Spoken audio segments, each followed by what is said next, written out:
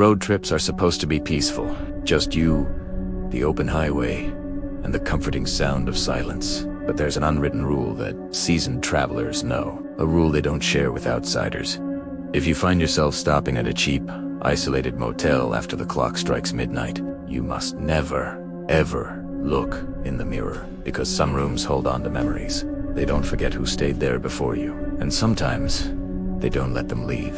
I was driving completely alone through the vast emptiness of Arizona, tracing the ghost of old Route 66. It was just me and miles of sprawling desert, stretching out into the darkness. My phone had lost signal hours ago, leaving me disconnected from the world. Then, around 11:40 p.m., a faint flicker of light pierced the night. It was a motel sign, its neon tubes struggling to stay alive. Only one word was clearly lit: vacancy.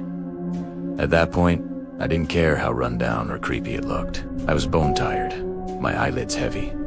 All I wanted was a bed. Pulling into that dusty parking lot was my first mistake. Not leaving immediately was my second. The front desk was eerily quiet. There was no friendly innkeeper, no bell to ring for service, not a single soul in sight. Just a single tarnished brass key sitting on the worn wooden counter. A small tag dangled from it, engraved with the number 12. I grabbed it and headed for my room. The moment I opened the door, a strange smell hit me.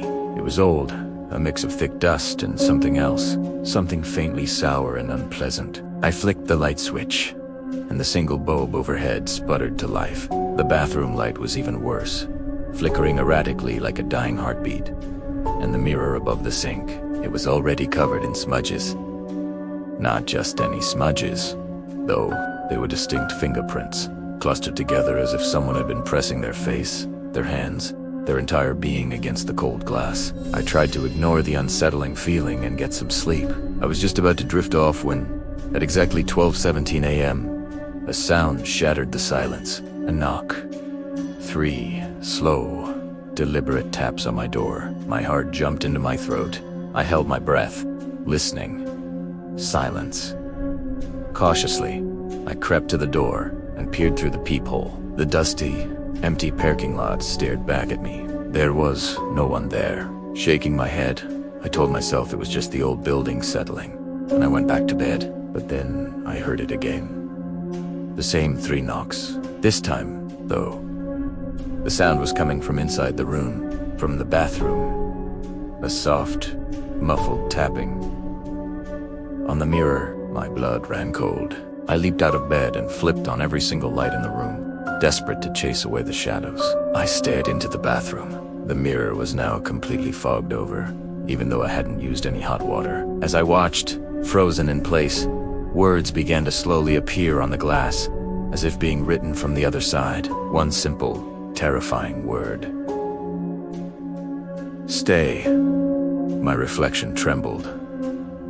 But then it changed. I was still there, but standing in the reflection of the doorway behind me was a figure. It wasn't moving.